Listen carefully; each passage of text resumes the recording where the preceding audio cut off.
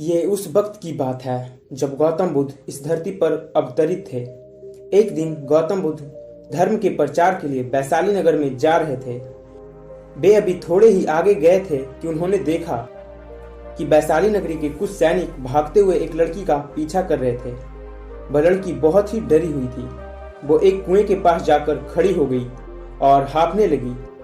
उसे प्यास लगी थी तो उसे पानी पीना था।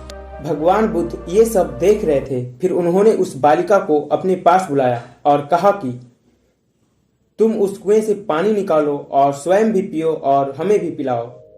उतनी ही देर में वो सैनिक वहां पहुंच गए और भगवान बुद्ध ने अपने हाथों के संकेत से उस सैनिक से रुकने को कहा।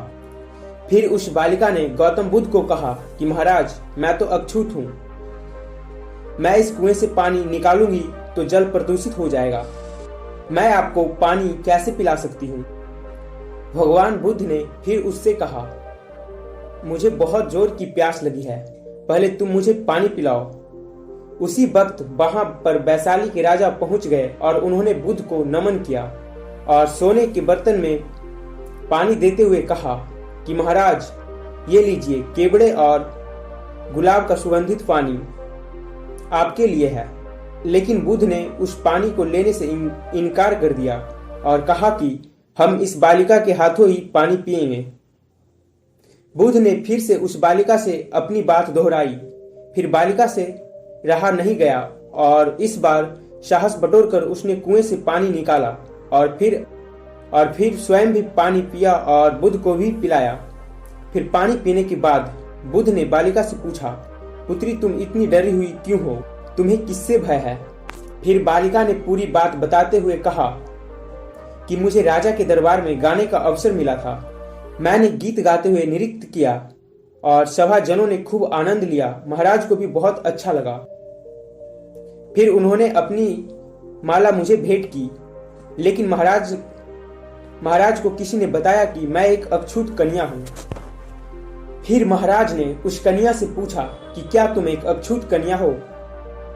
फिर मैंने बताया कि हाँ, मैं एक अछूत हूं। राजा ने यह सुनते ही अपने सैनिकों को आदेश दिया कि इस कन्या को कैद खाने में डाल दो। मैं किसी तरह से वहां से बचकर यहां तक पहुंची थी तो आप मुझे मिल गए।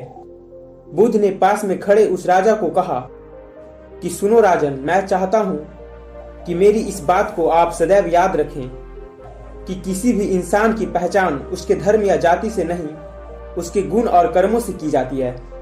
आप जिस बालिका के मधुर कंठ से निकले गीत और नृत्य का आनंद उठा रहे थे और उसे पुरस्कार दिया, जिनके कार्य इतने अच्छे हैं, वे अछूत हो ही नहीं सकती और आप उसे अछूत कह रहे हैं।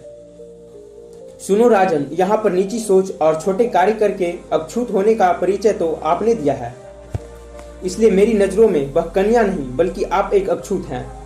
वैशाली नरेश को अपने इस कार्य से घृणा होने लगी और बहुत पछतावा हुआ। फिर वह बुद्ध के चरणों में गिर पड़े और क्षमा मांगने लगे और कहा कि आपकी इस बात को मैं सदैव याद रखूंगा, और फिर वहां से चले गए। तो दोस्तों, इससे सीख यह मिलती है कि कोई भी इंसान अपने कार्यों और विचारों से बड़ा बनता है, अपने धर्म या जाति से नहीं। एक छोटे विचार रखकर खुद अछूत ना बने, बल्कि ऊंच नीच का भेदभाव भूलकर एक अच्छे मानवता का परिचय दें।